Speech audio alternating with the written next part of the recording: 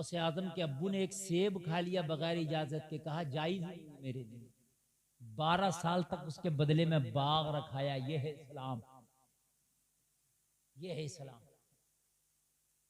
सहाबा ने नबी की बारगाह में की, आका भूखे हैं, कुर्ता उठा के दिखाया, पेट से पत्थर बंधे। मेरे नबी ने अपना कमीज उठाया तो नबी के 2 पत्थर बंधे। ये है इस्लाम। हराम की तरफ हाथ ही नहीं बढ़ाएंगे हम। ये है मजहब इस्लाम। हमें बताया जा रहा है जिस शराब को तुम पीते हो हमारे मजहब में वो हराम है। क्या है हमारे मजहब में? वो हराम है। जो तुम्हारी शादियों में चलती है, जो तुम्हारे त्योहारों में चलती है, जो तुम्हारी खुशियों में चलती है, और पीते हो, हमारा मजहब वो हराम कह रहा। हमारा मजहब तो यहां तक है, अगर कोई शराबी शराब पीता है ना तो उसके साथ खाना भी ना खाओ, उसके घर का खाना ना खाओ। यह है हमारा मजहब। शराब अगर कपड़े को लग जाए तो कपड़ा नापाक हो गया, यह है मजहब। उसे पाक करो। हमें बताओगे पाकी ना पाकी? मगर खता यह है कि तुम इस्लाम से दूर हो गए, बहुत दूर हो गए, कोसों दूर। इस्लाम के करीब आने की तुम कोशिश भी नहीं कर रहे हो। ये जल से वाहिद जरिया थे कि तुम्हें कुछ इस्लाम से उलमा करीब करते, तो उसमें भी आपने इतनी शायरी निकाल ली कि मौलवी को फिर लास्ट में डाल दिया। अच्छा, कुरान और हदीस में आया कहीं कि मौलवी की तकरीर आखिर में होगी? नहीं आया तो पहले करा दो ना, कम से कम कुछ फायदा हो जाता। मगर ऐसे मौलवी की तकरीर बाद में कराएंगे जैसे कुरान और हदीस में आया कि मौलवी की तकरीर बाद में ही होना है, वरना नाजायज हो जाएगा। ये काम हंसने की बात नहीं, रोने की है। ये कोई चटकुल्ला नहीं है। ये बड़ी कीमती, बड़े पैसे लगते हैं जलसा कराने में, बड़ी मेहनत से जलसा होता है। 10-10 रुपए करके कमेटी वाले चंदा करते हैं। अगर कौम को कुछ मिल ना सके तो जलसे का फायदा क्या, हासिल क्या? हमसे बात करते हैं पाकी ना पाकी की, और हमसे बात करते हैं अमानतदारी दयानतदारी की। अपनी बात करो। तुम्हें अगर एक बार तुम्हें अगर छोटा सा कोई मंत्रालय मिल जाए ना तो तुम्हारी कोठी अलग चमकती है, गाड़ी अलग चमकती है। तुम्हारी 7 पुश्तों से तुम्हारे मामले खत्म ना हो, हैं? किसी के पेट्रोल पंप, भट्टे, और तुम्हारी फैक्ट्रियां, कंपनियां, हर जगह शेयरिंग, हर जगह बिजनेस, कारोबार, ये तुम्हारा हाल है। हमसे पूछो।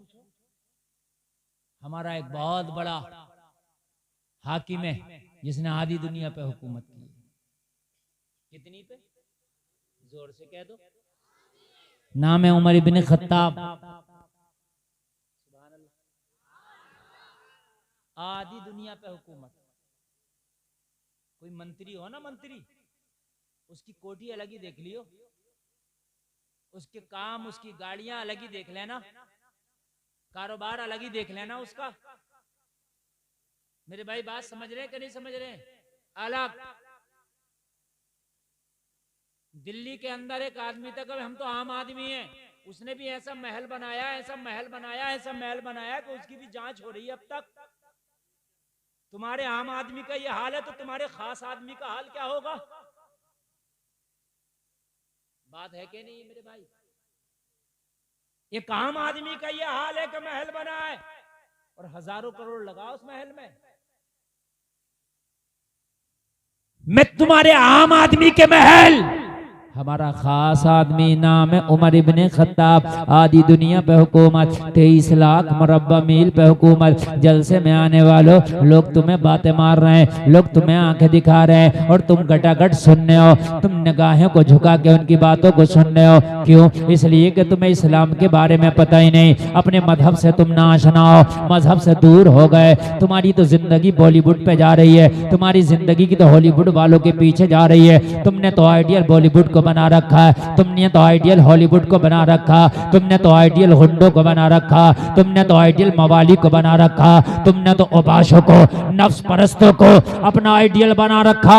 काश तुम अपना आइडियल अगर मदीने के मुस्तफ़ा को बनाते, अपना आइडियल सिद्दीक अकबर को बनाते, अगर तुम अपना आइडियल खत्ताब के बेटे उमर को बनाते, अपना आइडियल अबू तालिब के बेटे अली को बनाते, अगर उस्मान गनी को बनाते, तो खुदा की कसम पूरी दुनिया तुझे गद्दार ना कहती, पूरी दुनिया तेरे ऊपर जबान ना निकालती, पूरी दुनिया तेरे ऊपर जबान दराजी ना करती, अगर तेरे मजहब को दुनिया एक्सेप्ट ना भी करती, मगर ये जरूर कहती पूरी दुनिया का अगर सबसे पाक कोई मजहब है तो वो मजहब इस्लाम है। नारे तकबीर, नारे रिसालत, मसलके आला हजरत, मसलके आला हजरत, बस्ती बस्ती करिया करिया, बस्ती बस्ती करिया करिया, नारे तकबीर, नारे रिसालत। देखो आधे लोग भी नहीं बचे, धीरे धीरे सब जा रहे हैं और हमारा कोई नुकसान नहीं है। आप जाते रहो, थोड़ी देर और हमें सुनाना, हम सुनाई देंगे, वरना रास्ता तक भरा हुआ था। कमेटी वाले बोले जल्दी चलो जल्दी, लोग सोच रहे हैं आप आए नहीं है। मैंने कहा मेरी गाड़ी निकल के आई है, इसमें से सबको पता। बोले नहीं, सबने नहीं देखा है, जल्दी चलो, सबने नहीं देखा। स्टेज पे ऐसे लेकर आ रहे हैं हम जैसे कि हम आते ही जो है हमें बिल्कुल बोलना शुरू करा देंगे। कभी कभी बड़ी गुस्सा लगती है। जरा गौर करें आप, मैं आम की नहीं, आम आदमी की बात नहीं बता रहा हूं, अपने खास आदमी की, और इतने खास की कि जिसकी हुकूमत आधी दुनिया पे है, दिल्ली पे नहीं, उसकी खाली दिल्ली में थी है? और दिल्ली में भी पूर्ण राज्य नहीं है, वो केंद्र सरकार के अधीन आता है।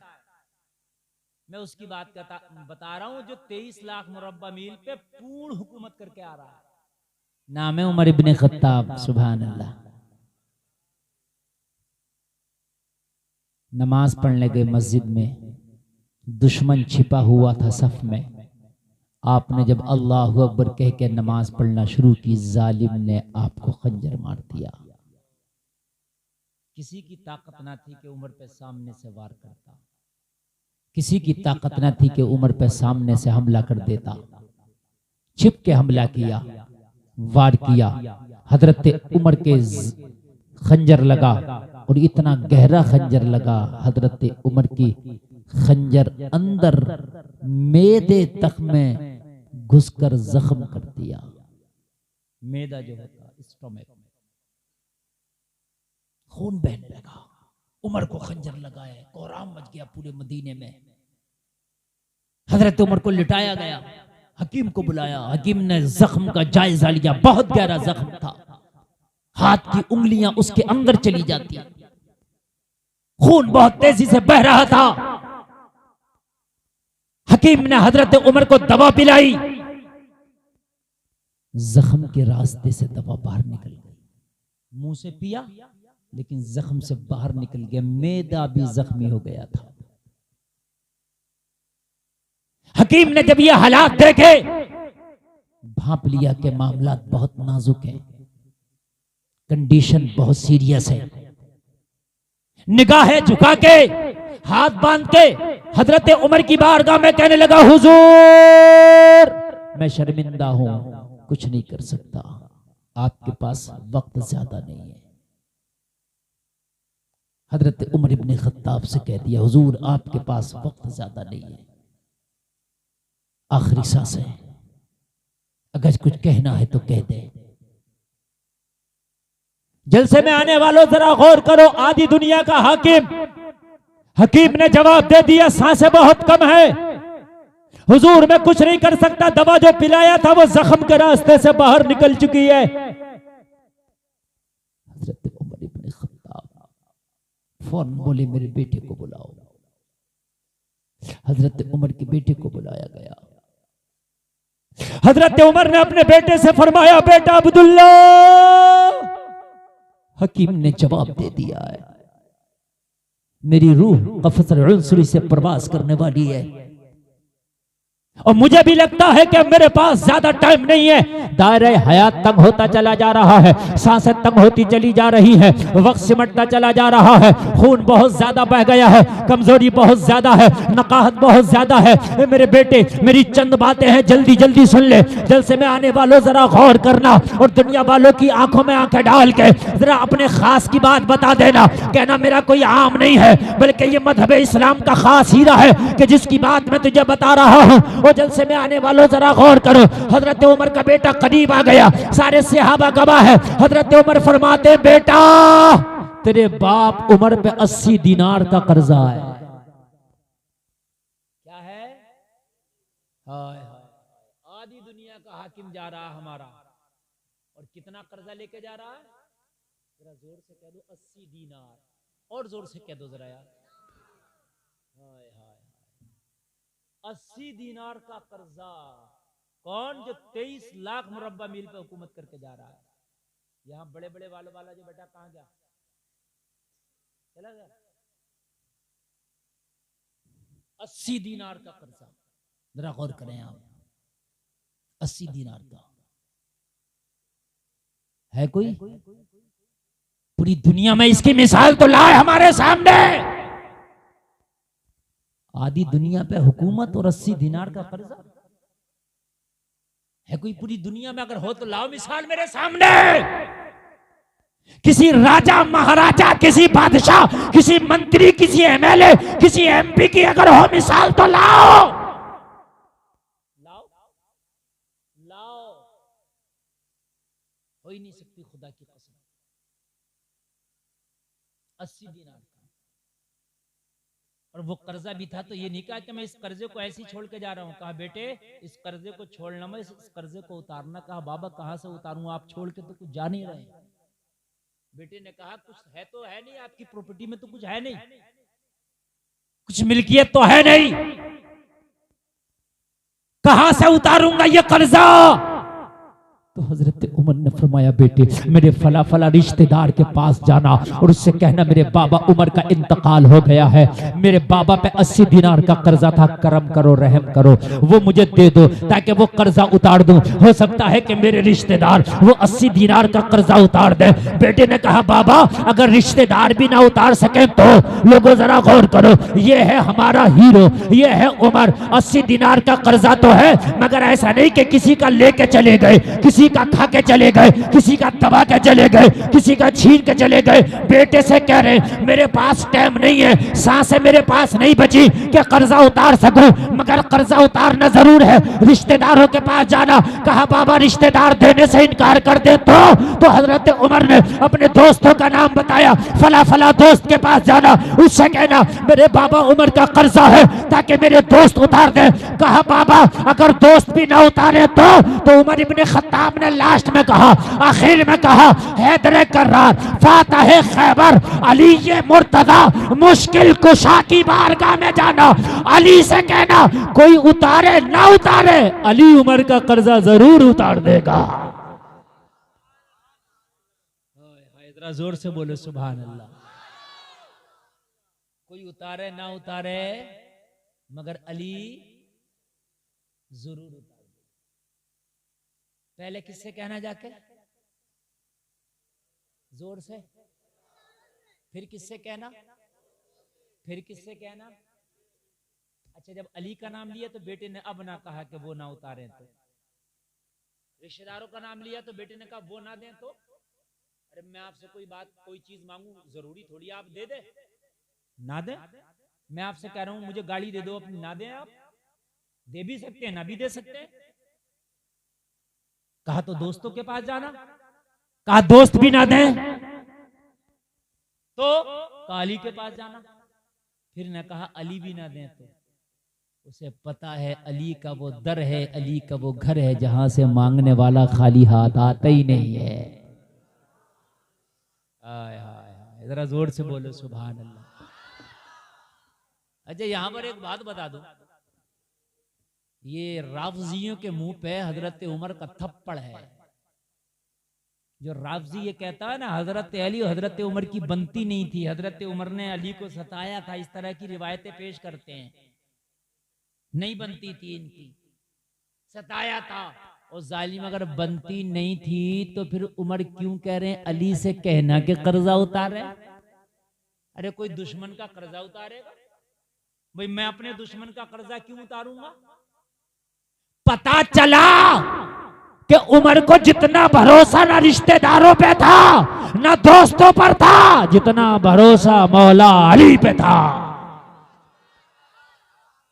अली के पास जाना, कोई ना उतारे अली उतारे। हाय हाय। फिर अर्ज़ की हुजूर, सारे सहाबा ने, हुजूर ये तो बताएं खिलाफत के मामले के बारे में तो कुछ बता जाएं, खलीफा कौन रहेगा आपके बाद? खलीफा कौन रहेगा? तो मालूम है आज हर आदमी चाहता है कि मैं अगर बादशाह हूं तो मेरा बेटा मेरे बाद बने। और ऐसा हुआ कि नहीं हुआ? ऐसा होता चला आया। बाबर के बाद बाबर का बेटा, हुमायूं के बाद हुमायूं का बेटा, अकबर के बाद अकबर का बेटा, जहांगीर के बाद जहांगीर का बेटा। हुआ कि नहीं हुआ? लेकिन हजरत उमर से पूछा कि हुजूर आपके बाद क्या आपके बेटे को खलीफा बनाया जाए? तो कहा ना, मदीने के सारे सहाबा को इकट्ठा करना, और सारे सहाबा को इकट्ठा करने के बाद उनका मशवरा जिसके लिए हो उसे खलीफा बनाना। रही मेरे बेटे की बात तो मेरे बेटे को तो खिलाफत के मशवरे में भी शामिल ना करना। मेरे बेटे को तो खिलाफत के मशवरे में भी शामिल ना करना। ये है उमर इब्न खत्ताब। जरा गौर करें, जरा गौर करें। लोग तुम्हारे ऊपर उंगलियां उठाते हैं, लोग तुम्हारे मजहब पे उंगलियां उठा रहे हैं। सीखो अपने मजहब को, पढ़ो अपने मजहब को, जानो अपने मजहब को, ताकि पता चले तुम्हारे मजहब में है क्या। कहा अच्छा हुजूर, कहा सारे लोग मशवरा करना, मीटिंग करना, सारे सहाबा जिसके लिए एग्री हो जाएं, जिसके लिए राजी हो जाएं, उसी को खिलाफत की कुर्सी दे देना। मेरी औलाद को तो मशवरे में भी शामिल ना करना। बड़ा मुश्किल काम है खिलाफत का, यह हजरत उमर ने फरमाया। फिर अब आखिरी सांस है, ये बेटे खामोश हो, आखिरी सांस है। हजरत उमर इब्न खत्ताब ने अब अपने बेटे से कहा, बेटे मेरे दो काम और जल्दी जल्दी कर दे। हाय हाय। कहा क्या? कहा हुज़ैफा बिन यमान, एक सहाबी का नाम है। हजरत उमर ने फरमाया हुज़ैफा बिन यमान को बुला के लाओ। इसी वक्त सांसें चल रही हैं, अभी कह रहे हैं हुज़ैफा को लाओ बुला के। हजरत हुज़ैफा मालूम है कौन है? नबी के राजदार सहाबी। नबी का राज सबसे ज्यादा हुज़ैफा को मालूम हुआ करता था। नबी के राजदार सहाबी का नाम हुज़ैफा बिन यमान है। हुज़ैफा बिन यमान मुस्तफा के राजदार सहाबी हैं। हजरत उमर की बारगाह में हुज़ैफा बिन यमान को जब बुला करके लाया गया तो हजरत उमर ने हाथ पकड़ लिया, और हाथ पकड़ के उमर के हाथ में, उमर की आंख में आंसू है, हजरत उमर के हाथ में हुज़ैफा बिन यमान का दामन है। लोग आंसू बहाते हुए आंखों से कहते हैं, हुज़ैफा बिन यमान तू मेरे नबी का राजदार सहाबी है। एक रोज मदीने वाले मुस्तफा ने तेरे हाथ में मदीने के मुनाफिक की लिस्ट थमाई थी, तुझे बताया था कि मदीने में कौन कौन मुनाफिक है। कहा हाँ उमर, मेरे हाथ में एक रोज मदीने के मुस्तफा ने मदीने के मुनाफिकों की लिस्ट दी थी। तो कहा तुझे तेरे रब की कसम है, बता उस लिस्ट में उमर का नाम तो नहीं है। जरा गौर करो, जरा गौर करो, उसमें उमर का नाम तो नहीं है। हुज़ैफा बिन यमान खामोश है कि उमर ये तो राज की बात है, ये तो मैं नबी का राजदार सहाबी हूं। नबी ने बताने के लिए नहीं कहा था, बल्कि मुझे लिस्ट दी थी और वो लिस्ट मेरी हद तक थी। उसमें तमाम मुनाफिकीन के नाम थे। तो कहा मैं किसी से नहीं कहता, बस इतना बता दे कि मेरा नाम तो नहीं था। हाय हाय, उमर जैसा सहाबी। हुज़ैफा बिन यमान से जब ज्यादा जिद किए तो हुज़ैफा बिन यमान ने मुस्कुरा के कहा, उमर उसमें दीगर मुनाफिकीन के नाम थे, लेकिन मुबारक हो उमर तुम्हारा नाम नहीं था। जरा जोर से बोलो सुभान अल्लाह। मुबारक हो उमर, उसमें दूसरे मुनाफिकीन के नाम थे, मगर मुबारक हो उमर, उसमें तुम्हारा नाम तो नहीं था। हजरत उमर ने इतना सुना तो हजरत उमर खुश हो गए। अब जख्म की परवाह ना रही, अब हजरत उमर को शहादत की परवाह ना रही, अब हजरत उमर को इंतकाल की परवाह ना रही, अब दुनिया से जाने की परवाह ना रही, बल्कि खुशी इस बात की थी हजरत उमर को कि उमर का नाम मुनाफिकों में नहीं है। जब इतना कन्फर्म हो गया तो अब हजरत उमर ने अपने बेटे को बुला के कहा, बेटा एक काम कर, जा अम्मी आयशा की बारगाह में जा, जो नबी की प्यारी बीवी है, अम्मी आयशा की बारगाह में जा, और जाने के बाद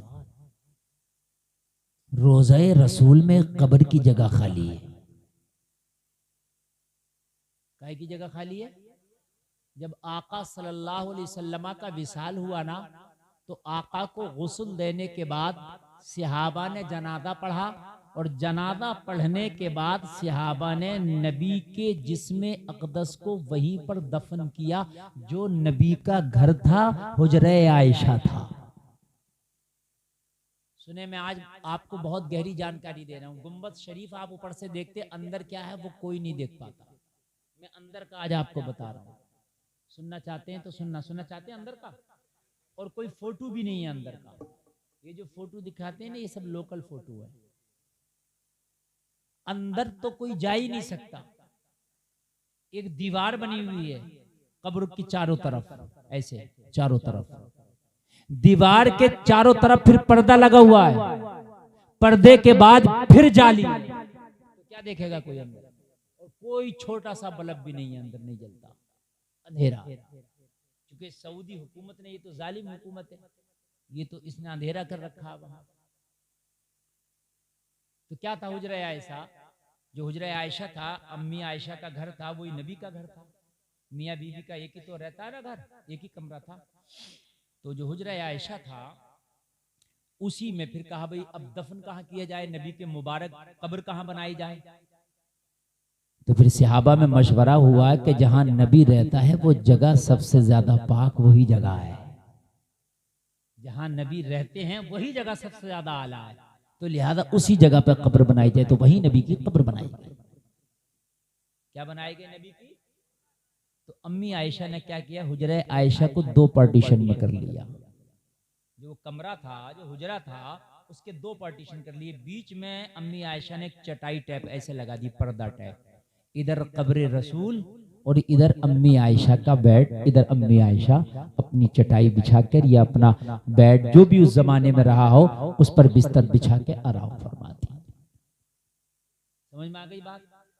फिर हजरत अबू बकर का विसाल हुआ, तो हजरत अबू बकर को नबी के पहलू में कब्र बनाई गई। जैसे मेरी दो उंगलियां हैं, ये मुस्तफ़ा की कब्र ये है, तो हजरत अबू बकर पहलू में डाल दिया गया।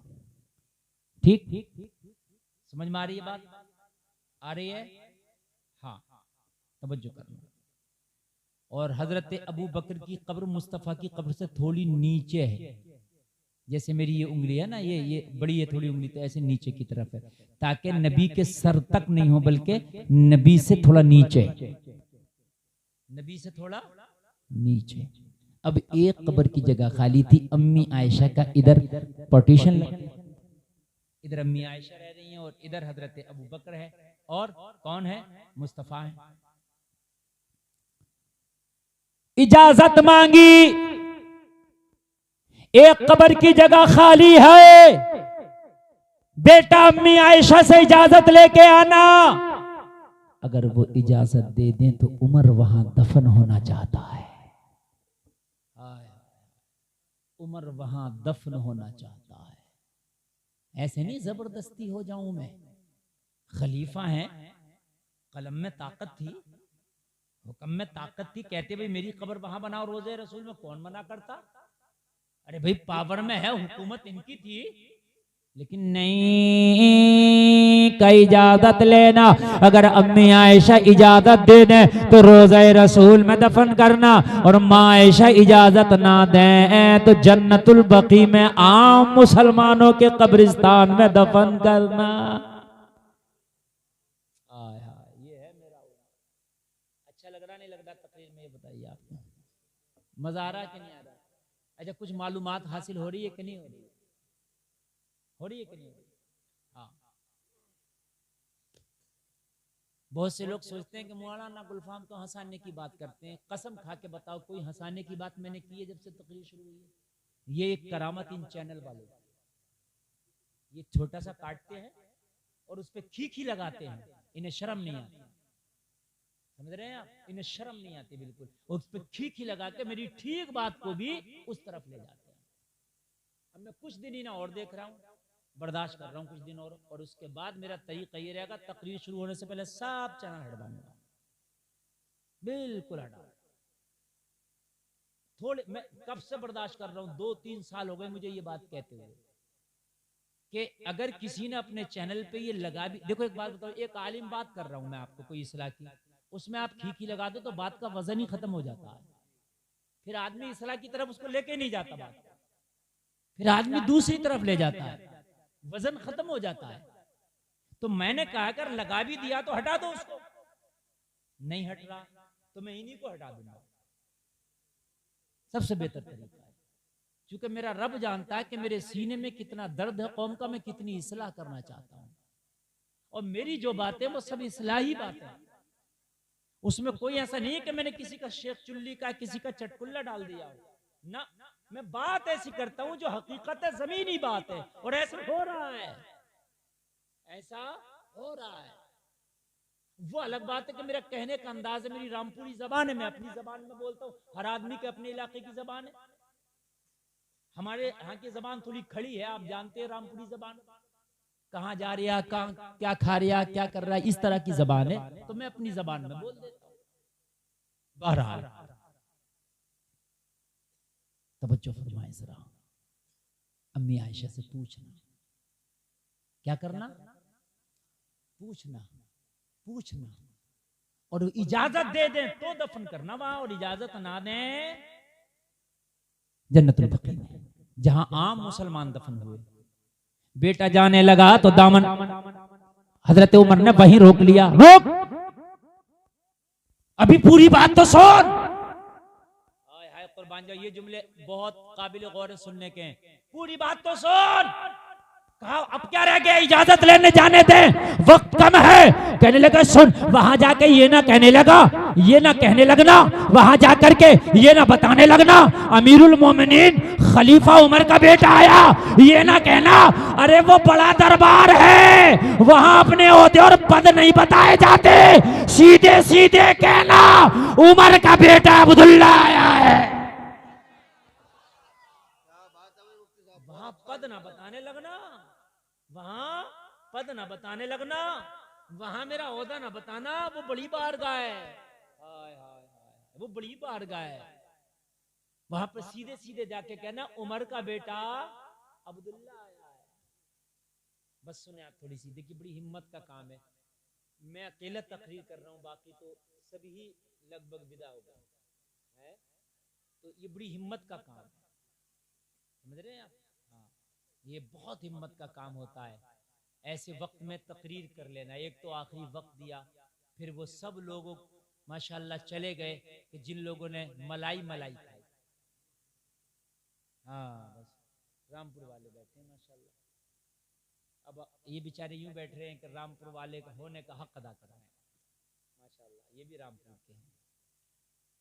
तो तकरीर बात पूरी कर लूं, अगर आप कहें तो खत्म कर लूं, है? तकरीबन 2 घंटा हो गई मेरी तकरीर, 1 घंटा बैठे बैठे और 1 घंटा बोलते बोलते, बात है कि नहीं भाइयों? हाँ, तो इसलिए 2 घंटे हो गए। तो थोड़ी सी बात पूरी कर ले और उसके बाद इंशाअल्लाह सलातो सलाम। तवज्जो फरमाए, तवज्जो फरमाए। कहा जा करके वहां ओहदे पद ना बताने लगना, सीधे सीधे कहना उमर का बेटा अब्दुल्ला आया। और लहजे में नरमी हो, क्योंकि बाप के जख्म लगा है। हकीम ने जवाब दे दिया कहीं ऐसा ना हो कि इस गम में उस बारगाह का अदब भूल जाए, क्योंकि आदमी ज्यादा गम में या ज्यादा खुशी में कुछ भूल जाता है। ऐसा ना हो, लहजे में नरमी हो। वो माँ आयशा का दरबार है, वो माँ आयशा का हुजरा है। मुस्तफा जाने रहमत वहां तशरीफ फरमा है। और सुन, आवाज भी देना तो धीरे धीरे। कुरान ने मना किया है कि अपनी आवाजों को ऊंची ना करो नबी की आवाज पर। वहां नबी तशरीफ फरमा है, आवाज तेरी कहीं ऐसा ना हो बेढंगी हो जाए, प्यार से धीरे धीरे बोलना। हाय हाय क्या अदब सिखा रहा मेरा उमर, और किस वक्त? जब जख्म लगा हुआ। कुर्बान जाए यार, क्या अदब सिखाया जा रहा है कि जब जख्म लगा है, लोगों को अपनों की जो है खबर नहीं रहती है, अपने आप की खबर नहीं रहती है, मगर मेरे उमर पर कुर्बान जाओ। और जलसे में आने वालों, कैसा पाक मजहब है, कैसी पाक सोच है, कैसी पाकीज़गी है इस्लाम के अंदर। जलसे में आने वालों, उमर का बेटा दौड़ा दौड़ा गया और जाने के बाद अम्मी आयशा के हुजरे के दरवाजे पे खड़ा हुआ, और खड़ा होने के बाद बड़े प्यार से अदब वाली आवाज में पुकार है, ओ माँ आयशा, मैं कुछ पूछने के लिए आया था, अगर आपकी इजाजत हो तो सवाल किया जाए। माँ आयशा की तरफ से जवाब मिला, पूछ उमर के बेटे क्या पूछना चाहता है। कहा बाप को खंजर लगा है, बाप की आखिरी सांसें है। हकीम ने जवाब दे दिया है, दायरे हयात उमर का तंग से तंग होता चला जा रहा है, टाइम बहुत कम है। उमर चाहता है अगर आपकी इजाजत हो तो जो रोज़े रसूल में एक कब्र की जगह है, वहां बाबा उमर दफन होना चाहते हैं। आपका क्या मशवरा है, आपका क्या हुक्म है? जलसे में आने वालों, अम्मी आयशा फरमाती है, ओ उमर के बेटे अब्दुल्ला, ये जगह तो आयशा ने अपने लिए रखी थी, ये जगह तो आयशा ने अपनी कब्र के लिए रखी थी, मगर मांगने वाला उमर है। अगर कोई और होता तो मना भी कर दिया जाता, मगर उमर ऐसा जलीलुल कद्र सिहाबी है, अगर उमर ने कहा है तो आयशा ये जगह उमर के लिए अलाट करती है। वाह वाह, नारे तकबीर, नारे रिसालत, हजरत अल्लामा मुफ्ती गुलफाम रामपुरी, नारे तकबीर, नारे रिसालत। अगर उमर है मांगने वाला, कोई और होता तो मैं मना कर देती, कोई और होता तो मैं हरगिज ये जगह ना देती। मैंने अपने लिए इस जगह को मुंतखब किया था, ये जगह मैंने अपने लिए रखी थी, मगर मांगने वाला उमर है, मांगने वाला जलीलुल कद्र सहाबी है, मांगने वाला वो है कि जिसका कलमा पढ़ने के बाद इस्लाम में बहारें आ गई, मांगने वाला वो है कि जिसने कलमा पढ़ा तो इस्लाम घाटियों से निकल के मैदानों में आ गया, मांगने वाला वो है कि जिसने कलमा पढ़ा तो मक्का के काफिरों के सीनों पे हैबतदारी हो गई थी। इस्लाम को सबसे ज्यादा फरोग जिसने दिया, मांगने वाला वो है। अम्मी आयशा ने कहा अगर उमर मांगता तो जाओ, मैं नहीं जाऊंगा। हाय हाय, बेटे ने ये खुशखबरी आके उमर को सुनाई। वो कहने लगा बाबा मुबारक हो, माँ आयशा ने वो जगह आपके लिए इजाजत दे दी है। हाय क्या इस्लाम है। सबक सीखो इस्लाम का, सबक सीखो इस्लाम से। माँ आयशा ने इजाजत दी, हजरत उमर की खुशी का आलम ना रहा, हजरत उमर को अब जख्म की परवाह ना रही। और जलसे में आने वालों जरा आखिरी जुमले बड़ी मोहब्बत के साथ सुन लेना, कोई जुमला आपसे छूट ना सके, इसलिए कि रात तो बूढ़ी हो गई, मगर जुमले वो है तकरीर में वो बढ़ करके आपके सामने गुजर गया। खुदा की कसम अगर इस पर अमल हो जाए जिंदगी बदल जाएगी। आपको पता चलेगा जो इस्लाम की झलकियां मैंने आपको दिखाई है, आपको पता चलेगा कि वाकई अगर है पूरी दुनिया में कोई मजहब तो वो मजहब इस्लाम ही है। इसलिए तो अल्लाह ने फरमाया सबसे ज्यादा पसंदीदा मजहब अगर कोई है तो वो मजहब इस्लाम है। बेटे ने कहा इजाजत मिल गई। आज हजरत उमर को पूरी दुनिया की जमीन का सबसे कीमती हिस्सा मिल गया। बरेली में जमीन की कीमत अलग अलग है, मेन मार्केट में बहुत महंगी होगी, है मेन रोड पर भी महंगी होगी, है कि नहीं? रोज़े रसूल की जगह कितनी महंगी होगी। जरा बताएं यार, उसके बारे में मालूम है उलमा क्या फरमाते हैं? कहते हैं रोज़े रसूल की वो मिट्टी जो नबी के जिस्म से टच है वो जन्नत और अर्श आज़म से ज्यादा आला है। कितनी कीमती है। नबी ने फरमाया कि मेरे हुजरे से और मस्जिद नबवी की मेहराब तक, मिंबर तक जो जगह है ये पूरी जन्नत की क्यारी है। हाय हाय, सुभान अल्लाह बोलो यार। ये जन्नत की क्यारी है। बताओ कितनी कीमती जगह होगी मुसलमान भाई, हैं? कितनी कीमती जगह होगी। वो उमर को मिल गई,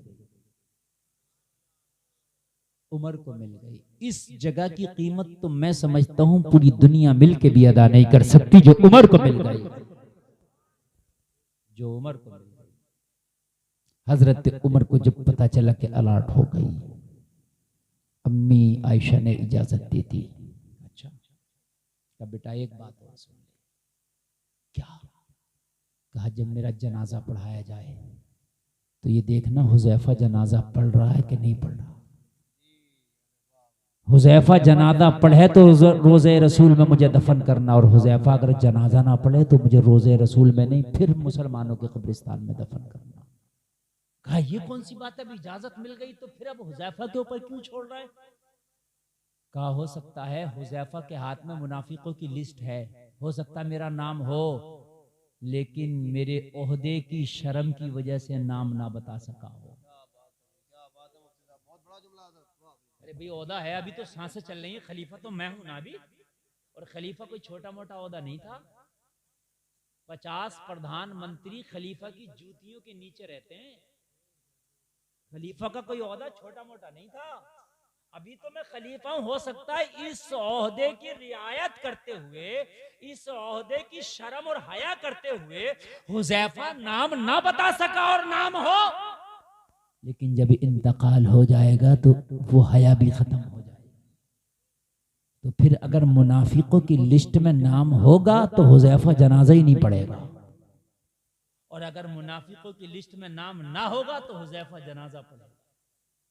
अगर हुजैफा मेरा जनाजा पढ़ ले तो रोज़े रसूल में दफन करना, हुजैफा जनाजा ना पढ़े तो मुसलमानों के कब्रिस्तान में दफन करना। लोगों ये कह करके आपने कलमा शरीफ पढ़ा और विसाल हो गया। इन्ना लिल्लाहि व इन्ना इलैहि राजिऊन। आज इस्लाम का, मुसलमानों का सबसे बड़ा सितारा गुरूब हो गया। चीखें निकल गई लोगों की, मदीने में सन्नाटा पसर गया। ऐसा लगता था हजरत उमर का विसाल हुआ, ऐसा लगता था कि पूरे मदीना के लोगों को मौत आ गई हो, क्योंकि इस्लाम का वो मर्द मुजाहिद आज आखिरी सांस लिया था कि जिसके नाम से मुखालिफीन और काफिरों के रोंगटे कांपते थे, जिनको रातों को नींद नहीं आती थी उमर का नाम सुन के। हजरत उमर का जनाजा तैयार किया गया, नमाज जनाजा पढ़ाई गई। जब नमाज जनाजा का वक्त आया, उमर के बेटे ने जनाजा पढ़ने वालों को देखा। क्या देखा? हुजैफा पहली सफ में खड़े होकर उमर का जनाजा पढ़ रहे हैं। सुभान अल्लाह, सुभान अल्लाह, मुबारक हो। बस पूरा सिग्नल मिल गया। हजरत उमर के जनाजे को उठाया, रोज़े रसूल पे जाके फिर रख दिया। अदब देख, फिर रख दिया और रख के फिर इजाजत ली। उमर आ गया, अम्मी आयशा उमर आ गया, अब बताएं दफन कर दें। अम्मी आयशा ने अपनी चादर में अपने आप को समेटा और चादर में अपने आप को समेट के अपने हुजरे से बाहर निकलती जा रही थी और कहती जा रही थी, उमर मुबारक हो, नबी का पड़ोस उमर तुम्हें मुबारक हो। हाय हाय हाय, उमर मुबारक हो, नबी का पड़ोस तुम्हें मुबारक हो। उमर मुबारक हो, नबी का पहलू तुम्हें मुबारक हो। तीसरी कब्र फिर हजरत उमर की बना दी गई, और वो थोड़ी और नीचे को। समझ में बात आ रही है? इस तरीके से 3 कब्रें हैं, पहले मेरे आका की है, फिर हजरत अबू बकर की है, फिर हजरत उमर की। ये 3 कब्रें कच्ची हैं, तीनों क्या हैं? कच्ची हैं, पीली पीली सी मिट्टी है उन कब्रों की, पीली पीली सी पिलोए पिलोए रंग की मिट्टी है, और तीनों की तीनों कब्रें कच्ची हैं। लोगों, ईमान वाले अल्लाह ने फरमाया कामयाब हुए, तहकीक ईमान वाले ही कामयाब हुए। अगर चाहते हो कि कामयाबी मिले दुनिया में और मरने के बाद, तो ईमान पक्का कर लो, वरना दुनिया आंखें निकालेगी। और खुदा की कसम, अगर तेरा ईमान पक्का हो गया तो दुनिया की ताकत नहीं तेरे सामने आंख निकाले। इस्लाम को पढ़ने की कोशिश करो, उलमा से करीब होकर इस्लाम सीखने की कोशिश करो। कहने में खता हुई हो तौबा करता हूँ, मौला माफ फरमाए।